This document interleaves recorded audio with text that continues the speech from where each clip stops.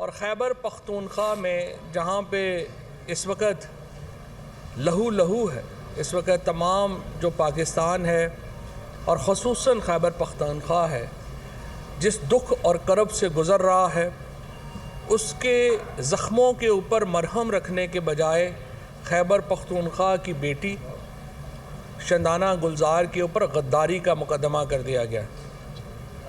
مجھے سمجھ نہیں آ رہی کیا تھاٹ پروسیس ہے، یہ معاملہ کیسے چل رہا ہے اور کون عقل مند یہ مشورے دے رہا ہے، جب پاکستان کو ضرورت ہے کہ نفرتیں کم ہوں، جب پاکستان کو ضرورت ہے کہ معاملات میں ایک ٹھہراؤ آئے، اس وقت پاکستان کو ڈی سٹیبلائز کیا جا رہا ہے۔ جب ہم دیکھتے ہیں جو 6 مہینے سے، پہلی بات تو یہ ہے کہ جو تحریک انصاف کا یہاں پہ 3.5 سال کے قریب وقت گزرا، ہم نے دہشت گردی کے اوپر بہت ہی احسن طریقے سے قابو پایا۔ پاکستان میں ایک دھماکہ نہیں ہوا قابل ذکر جس کے اوپر جس سے کوئی اس ریجن ہل گئی ہو۔ اور میں آپ کو یہاں پہ یہ بھی بتانا چاہتا ہوں کہ یہ وہ دور تھا جب افغانستان کے اندر ایک بہت بڑی تبدیلی آ رہی تھی۔ اگر کسی وقت خدشہ تھا کہ دہشت گردی بڑھے گی، کسی وقت خطرہ تھا کہ پاکستان کو ان کے کانسیکوینسز سے گزرنا پڑے گا، وہ تب تھا جب افغانستان کے اندر تبدیلی آ رہی تھی۔ لیکن ہم نے، عمران خان نے اس وقت افغانستان کے ساتھ ایک بہت ہی احسن طریقے سے معاملہ ڈیل کیا۔ ہم نے امریکہ کے ساتھ معاملہ ڈیل کیا۔ 3 لاکھ سے زیادہ جو ویسٹرنرز ہیں، مغرب کے لوگ تھے، جس میں امریکہ کے لوگ شامل ہیں، برطانیہ کے لوگ شامل ہیں، نیٹو کے ممالک کے لوگ شامل ہیں، افغان طالبان نے پاکستان کی درخواست کے اوپر ان کو افغانستان سے باہر نکلنے میں مدد کی۔ خود میری وزارت نے انفارمیشن جب اس وقت میرے پاس تھی، میری وزارت نے New York Times, Wall Street Journal, Reuters, BBC، ان تمام کے جو جرنلسٹ وہاں پہ کام کر رہے تھے، ان کو ہم نے افغانستان سے نکالا۔ اس قسم کے ہمارے ریلیشن شپ تھے افغان طالبان کے ساتھ۔ اور ہم نے جب حکومت کو، اور اس وقت بعد میں جو بھی معاملہ ہوا، دیکھیں یہ فیصلے، مجھے بڑا افسوس ہے آج ہم یہ کہہ رہے ہیں کہ فلانے نے یہ کر دیا، فلانے نے یہ کر دیا، انسٹیٹیوشن کے فیصلے تھے، پاکستان کے اداروں کے، پاکستان کی حکومت کے فیصلے تھے۔ جب آپ نے سوویت یونین کے خلاف یہاں پہ ایک لڑائی لڑنے کا فیصلہ کیا، تو وہ صرف کوئی جنرل ضیاء الحق کا ذاتی فیصلہ نہیں تھا، سارے پاکستان کے اداروں کے فیصلے تھے۔ اسی طریقے سے بعد کے فیصلے بھی پاکستان کے سارے اداروں کے فیصلے تھے، اس میں کابینہ شامل ہوتی ہے، سیکورٹی ادارے شامل ہوتے ہیں، سارے ادارے شامل۔ تو یہ اس کو اس طرح سے نہ، مسئلہ کہاں آیا ہے؟ مسئلہ یہاں آیا ہے کہ عمران خان جو ہیں وہ افغانستان کو سمجھتے تھے، افغانستان کی جو موجودہ لیڈرشپ ہے ان کے، اگر وہ کسی شخص کی پاکستان میں کو عزت کرتے ہیں، پاکستان میں کسی کی سنتے ہیں، تو وہ عمران خان ہے۔ اور عمران خان کا سٹانس کیا تھا ہمیشہ سے؟ عمران خان کا سٹانس یہ تھا کہ سیاسی مسئلوں کے فوجی حل نہیں ہوتے۔ یہی مسئلہ، یہی معاملہ بلوچستان کے ساتھ ہے، اس سے پہلے یہی مسئلہ مشرقی پاکستان میں ہوا، یہی مسئلہ یہاں پہ افغانستان کے ساتھ تھا۔ جو طاقت کا استعمال ہے وہ آپ کی اسٹریٹجی کا ایک حصہ ہوتا ہے، اسٹریٹجی نہیں ہوتی۔ یہ نہیں ہوتا کہ آپ نے ہزاروں لوگوں کو مار دینا ہے، بم مار دینے ہیں، عورتوں کو، بچوں کو، اور اس کے بعد ہم نے ایکسپیکٹ کرنا ہے کہ جی یہ یہاں پہ تو امن ہو جائے گا۔ کبھی بھی قبرستان بنا کے امن نہیں ہوتے۔ لہٰذا جو ہم کہہ رہے تھے 6 مہینے سے، ہم بتا رہے تھے آپ نے عمران خان کی، تحریک انصاف کی جو حکومت کی جو پالیسی تھی وز افغانستان، آپ نے تباہ کر دی ہے۔ بلاول بھٹو صاحب جو ہیں، ان کے امریکہ کے 17 سے بھی زیادہ دورے ہو چکے ہیں، افغانستان میں ایک دورہ نہیں ہوا۔ شہباز شریف جو ہیں، انہوں نے کبھی سنا ہی نہیں ہوگا آپ نے کہ کبھی افغانستان کے اوپر کوئی میٹنگ لی ہو۔ آپ یہ ٹی ٹی پی کا جو معاملہ ہے حل نہیں کر سکتے جب تک افغانستان کی لیڈرشپ آپ کی پشت پہ نہیں ہوگی، جب تک آپ کو ایک ڈپلومیٹک ریلیشن شپ آپ کے ان کے ساتھ ایک ریلیشن شپ نہیں ہوں گے، کیونکہ سمپل بات ہے، حملہ لوگ کرتے ہیں اس کے بعد وہ افغانستان چلے جاتے ہیں۔ جب تک ان کی سپورٹ آپ کو حاصل نہیں ہوگی، جب تک آپ چیزیں بہتر نہیں کریں گے، خالی یہاں پہ اس طرح سے طاقت کے استعمال سے معاملات پیچیدہ ہوں گے۔ طاقت کا استعمال ایک نقطہ نظر یا ایک اسٹریٹجی ضرور ہے، لیکن یہ مکمل اسٹریٹجی نہیں۔ آپ نے جس طریقے سے پاکستان کے اندر یہ معاملہ چلایا ہے، افغانستان کے اندر جس طریقے سے آپ نے اس کو تباہ کیا ہے، اس کے بعد اب ہم بالکل ایک ایکسپوز ہو چکے ہیں، اور ہمیں فی الحال اس حکومت کی تو کوئی پالیسی سمجھ نہیں آتی کہ آخر وہ چاہتے کیا۔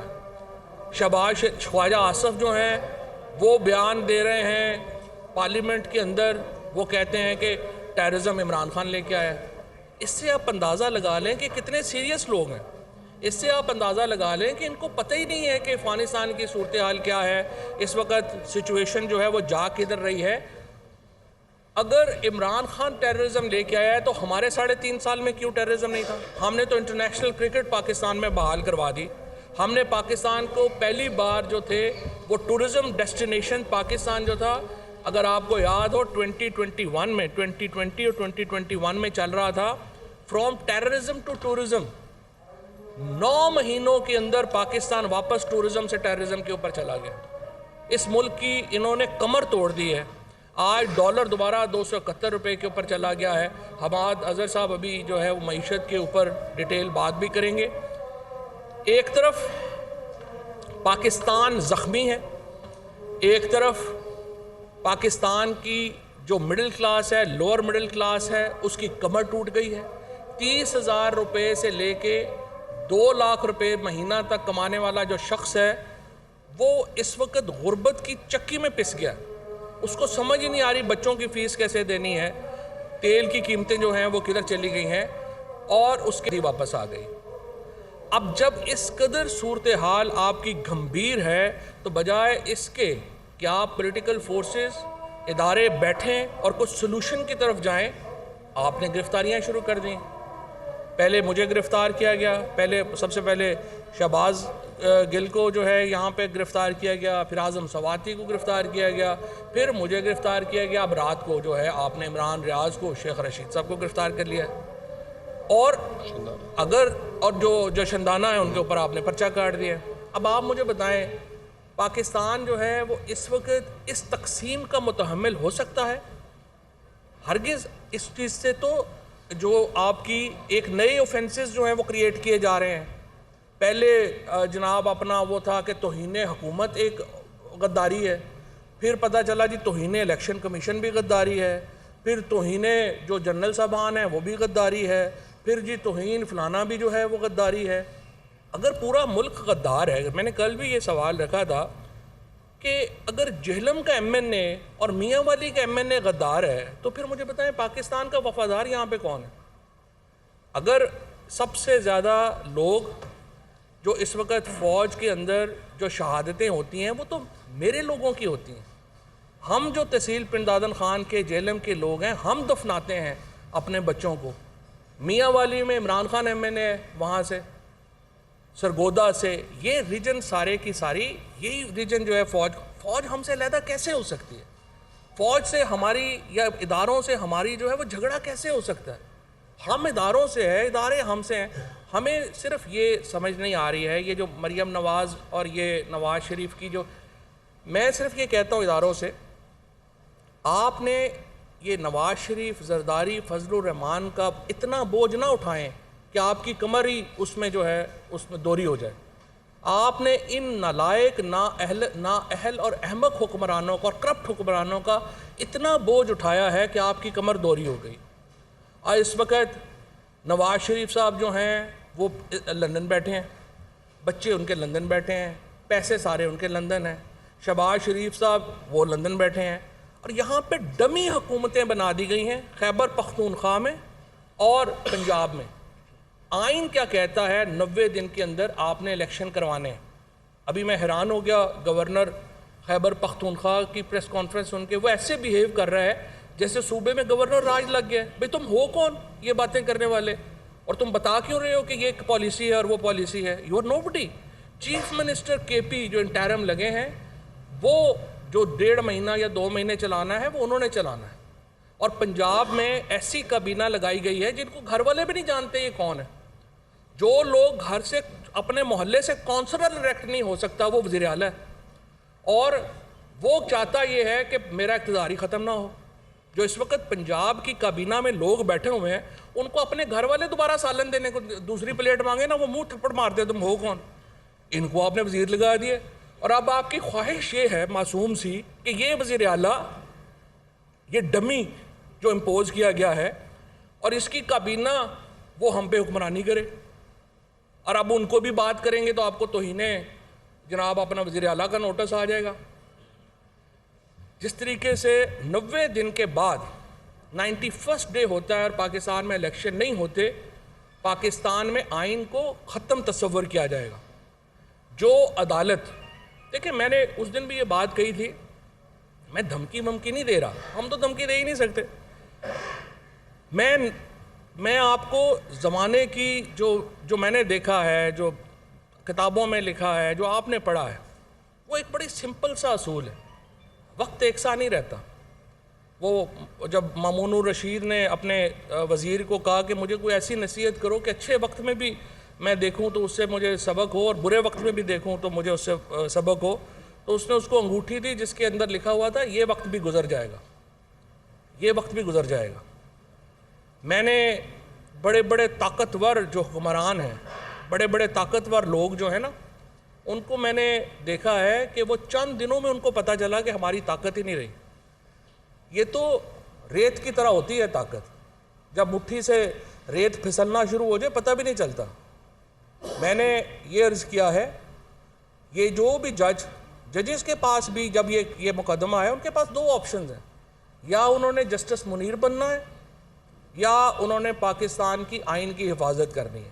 جو جج بھی 90 دنوں سے آگے جانے کی بات کرے گا وہ پاکستان کی آئین شکنی کا مرتکب ہوگا. اور جو ایڈمنسٹریشن، جو اتھارٹی 90 دن سے آگے کام کرے گی وہ آرٹیکل 6 کی مرتکب ہوگی. اور یہ میں نہیں کہہ رہا، چودھری اعتزاز احسن صاحب نے کہا ہے.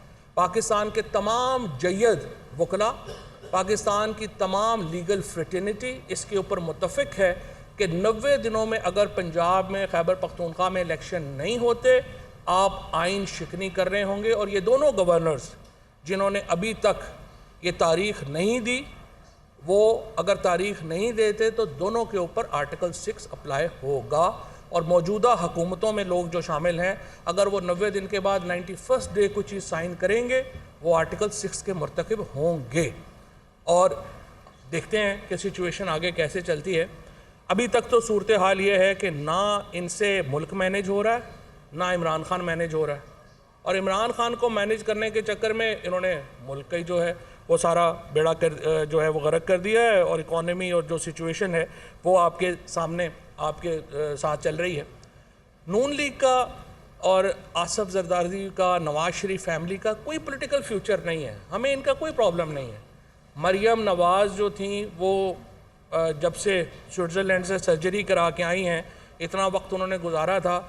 میرا تو ان کو مشورہ تھا کہ کسی نفسیاتی ڈاکٹر سے اپنا علاج بھی کروا لیتی، سائیکیٹرک علاج بھی ان کا ہو جاتا تو ذرا شاید بہتر باتیں ہوتی. شریف فیملی کا کوئی فیوچر نہیں ہے پاکستان میں. یہ آخری 3 مہینے 4 مہینے وہ گزار لیں، زرداری صاحب بھی 3 مہینے 4 مہینے گزار لیں. جب بھی حکومت آئے گی تحریک انصاف کی، نئی اپوزیشن جنم لے گی. پاکستان کے اندر اپوزیشن کی سلاٹ ابھی خالی ہونی ہے. اور یہ میں دیکھ رہا ہوں کہ یہ جس طریقے سے سچویشن ڈیولپ ہو رہی ہے اور کئی لوگ جو ہیں وہ اپوزیشن کو آئے کر رہے ہیں، یہ بالکل صحیح ہے. یہ ایک ڈیموکریٹک پروسیس ہے. اپوزیشن، نئی اپوزیشن نے جنم لینا ہے. جو ایوریج ایج ہے اس وقت نون لیگ کے لیڈروں کی وہ 80 سال ہے. ان کے ساتھ تو کوئی ینگسٹر تو کوئی گیا ہی نہیں ہے. لہٰذا یہ جو ان کی پوری سلاٹ ہے یہ خالی ہونی ہے اس الیکشن کے بعد، اور نئی اپوزیشن نے پاکستان میں جنم لینا ہے. یہ لوگ جو ہیں یہ آخری اپنا جو ہے وہ آپ سمجھیے سال سیاست میں گزار رہے ہیں. اور یہ کتنی دیر گزار سکتے ہیں یہ ہم دیکھ لیں گے. اور جہاں تک اس بات کا تعلق ہے کہ ہم کیا چاہتے ہیں، ہم یہ چاہتے ہیں کہ پاکستان کے اندر جو فاصلے ہیں وہ کم ہوں. ہم یہ چاہتے ہیں اداروں کے ساتھ تعلقات ہمارے بہتر ہوں. ہم چاہتے ہیں کہ پاکستان کو ہم ایک مستحکم آئینی مملکت کی طرف لے کے چلیں. ہم یہ چاہتے ہیں پاکستان میں انسانی حقوق کا احترام ہو. ہم یہ چاہتے ہیں پاکستان میں آئین کے مطابق انتخابات کا انعقاد ہو. اور انتخابات کے علاوہ پاکستان میں حل کوئی نہیں کسی کے پاس. آپ جو مرضی کر لیں، آپ کو انتخابات کرانے پڑنے ہیں.